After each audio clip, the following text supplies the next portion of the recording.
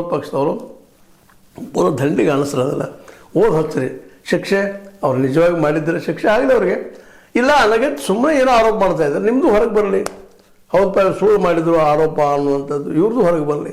ಆದರೆ ಒಂದು ಮಾತ್ರ ಅಬಕಾರಿ ಇಲಾಖೆ ಆಗಲಿ, ಯಾವುದೇ ಇಲಾಖೆ ಆಗಲಿ, ಅದರಲ್ಲೂ ಅಬಕಾರಿ ಇಲಾಖೆಯಲ್ಲಿನ ರಾಜ್ಯದ ಕೈಗೆ ಇರ್ತದೆ, ಅದರದ್ದೆಲ್ಲ ಅಬಕಾರಿ ಟ್ಯಾಕ್ಸ್ ಗೀಕ್ಸ್ ಇದೆಲ್ಲ ಹೆಚ್ಚಿನ ಪ್ರಮಾಣದಲ್ಲಿ. ಅದಕ್ಕೆ ಅದ್ರ ಜೋಡಿ ಇನ್ನಷ್ಟೇನೋ ಹೊತ್ತುಕೊಳ್ಳೋ ಸಲುವಾಗಿ ರಾಜಕಾರಣಿಗಳು ಅಥವಾ ಅವ್ರ ಕೈಯಲ್ಲಿದ್ದಂಥವ್ರು ಅಧಿಕಾರಿಗಳು ದುಡ್ಡು ಎಬ್ಬಿಸುವಂಥ ಕೆಲಸ ಮಾಡ್ತಿರ್ತಾರೆ. ಯಾಕಂದ್ರೆ ನಂಬರ್ ದುಡ್ಡು ಎಲ್ಲಿ ಹರಿದು ಹೋಗೋದು ಗೊತ್ತಾಗಂಗಿಲ್ಲ.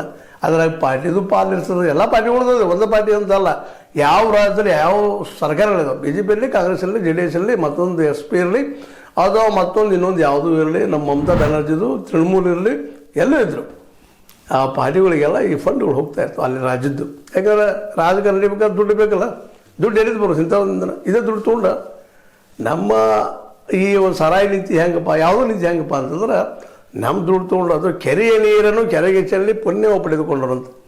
ನಮ್ಮ ಕಡೆ ಟ್ಯಾಕ್ಸ್ ತೊಗೊಳ್ಳೋದು, ಸಾರಾಯಿ ಮಾರ್ಸಕ್ಕೆ ಹಚ್ಚೋದು, ಶುಗರ್ ಫ್ಯಾಕ್ಟ್ರಿ ದಂಧೆ ನಡ್ಸಕ್ಕೆ ಹಚ್ಚೋದು, ಶುಗರ್ ಫ್ಯಾಕ್ಟ್ರಿ ದಂಧೆ ಜೊತೆಗೆ ಈ ಸಾರಾಯಿ ವ್ಯವಹಾರ ಆಗ್ತದೆ, ಸಕ್ಕರೆ ಹೋಗಿ ಶುಗರ್ ಪ್ರತಿಯೊಬ್ಬ ಮನುಷ್ಯ ಹೆಚ್ಚೊಮ್ಮೆ ಶುಗರ್ ಇಲ್ಲದವ್ರು ಇಲ್ಲ ಅಂತ ಅನಿಸ್ತದೆ. ಇವತ್ತು ಜೊತೆ ಸಾರಾಯಿ ಒಂದು ಪೂರ ಶರೀರ ಬಾದಾಗುವಂಗೆ ಕುಟುಂಬ ಹಾಳಾಗುವಂಗೆ ಮಾಡಿ ಹೋಗೋದು ಬಿಡ್ತಾರೆ.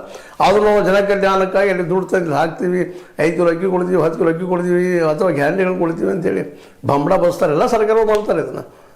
ಇದು ಮೋದಿಯವರು ಹಿಡ್ಕೊಂಡು ಪ್ರತಿಯೊಂದು ಸರ್ಕಾರ, ಕೇಂದ್ರ ಸರ್ಕಾರ ಇರಲಿ, ರಾಜ್ಯ ಸರ್ಕಾರಗಳಲ್ಲಿ ಯಾರೂ ಇರಲಿ, ಇದು ಮಾಡಿ ಹೋಗ್ತಾರೆ. ಬಟ್ ಈಗ ಮಾತ್ರ ಏನಿಲ್ಲ, ಈಗ ನಮ್ಮ ತಿಮ್ಮಾಪುರ್ ಅವರು ಅವರ ಅಧಿಕಾರಿಗಳ ಮೂಲಕ ಸಿಕ್ಕಾಕೊಂಡಿದ್ದಾರೆ. ಸಿಕ್ಕಾಕೊಂಡು ಸಾವಿರಾರು ಕೋಟಿ ರೂಪಾಯಿ ಅಪ್ರತಪ್ರಾಗ್ಯದ